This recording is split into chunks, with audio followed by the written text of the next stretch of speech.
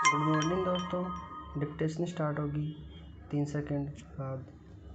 Start. महोदय, विकसित देशों की भांति विकासशील देशों में फ़िलहाल यह समस्या नहीं है, लेकिन बदली हुई परिस्थितियों में विशेषकर संभ्रांत परिवारों और कामकाजी माता-पिता के बच्चों के बीच मोटापे की समस्या तेज़ी से बढ़ रही है। वैसे तो बच्चों के मोटे होने के लिए कई परिस्थितियां जिम्मेदार होती हैं, जैसे उनके पैतृक गुण, भूख तथा स्वभाव और दुखी होना। किन्हीं विशेष प्रकरणों में हार्मोन संचय में गड़बड़ी होना मोटापे का कारण बन जाता है।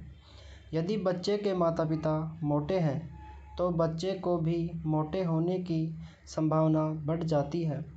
पैतृक कारणों के अलावा बच्चे का स्वभाव भी उसके मोटापे के लिए जिम्मेदार साबित होता है। जो बच्चे ज़्यादा नाखुश रहते हैं, वे प्रत्यक्ष रूप से ज़्यादा खाने के आदी हो जाते हैं। ऐसे बच्चों में असमय खाने की आदतें कहीं ज़्यादा होती है। जब कभी उनका मन नहीं लगता, वे कुछ खा पी कर अपना मन बहलाने की कोशिश करते हैं और धीरे धीरे यह आदत बढ़ती जाती है, जो उनके मोटापे का कारण बन जाती है। इसके अलावा जो बच्चे खेल कूद में दिलचस्पी नहीं रखते, उनके भी मोटे होने की संभावना होती है।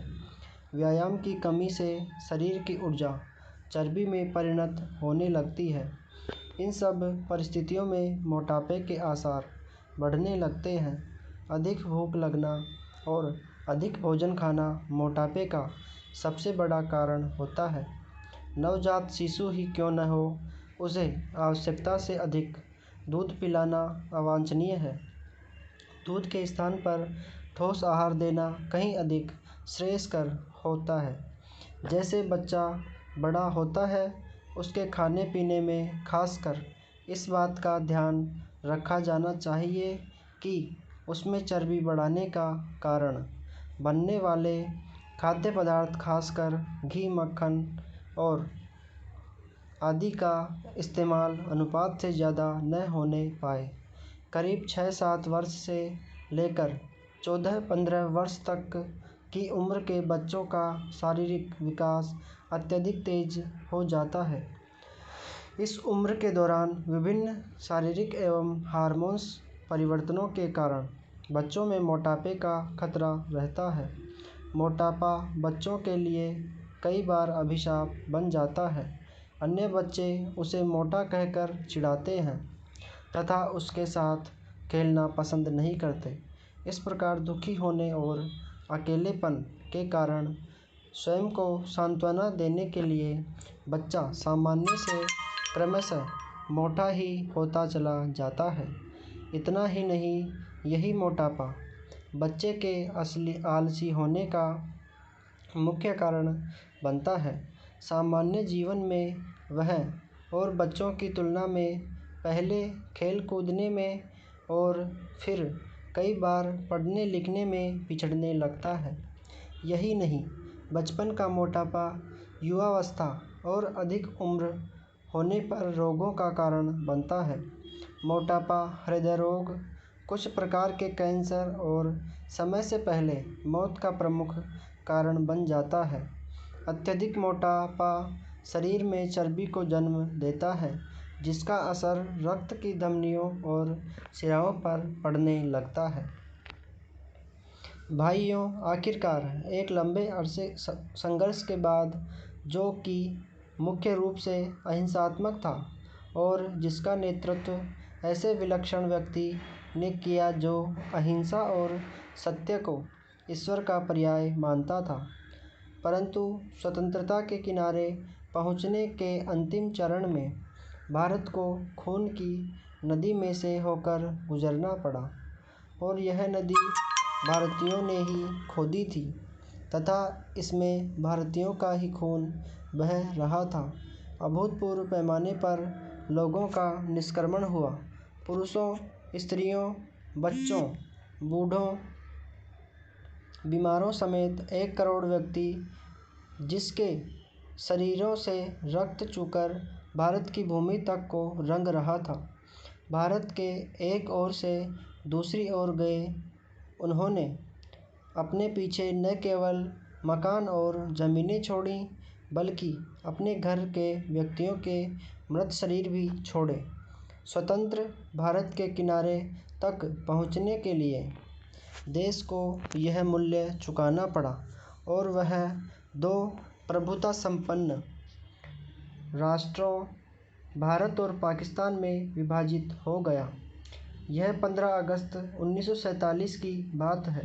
कांग्रेस ने जो वास्तविक रूप से 1885 में भारत का राष्ट्रीय वाणी थी, हमेशा भारत की एक राजनीतिक इकाई के रूप में संकल्पना की थी। कांग्रेस को अंत में भारत का विभाजन स्वीकार करना पड़ा। वैसे तो यह स्वीकृति सहमति से दी गई थी, परंतु वास्तविक रूप में देखा जाए तो यह ब्रिटिश शासकों द्वारा पिछले कई दशकों से उत्पन्न की गई परिस्थितियों के दबाव के कारण था। फूट डालो और राज करो की नीति पहले पहल अलीगढ़ मुस्लिम कॉलेज की स्थापना के साथ शुरू की गई। एक दूसरे के बाद आने वाले 3 ब्रिटिश प्रिंसिपलों ने पृथकता का विचार मुस्लिम नेताओं और छात्रों के मन पर बैठाया। सर सैयद अहमद को विभाजन मूलक विचारों को फैलाने के लिए उनसे हर प्रकार की मदद मिली।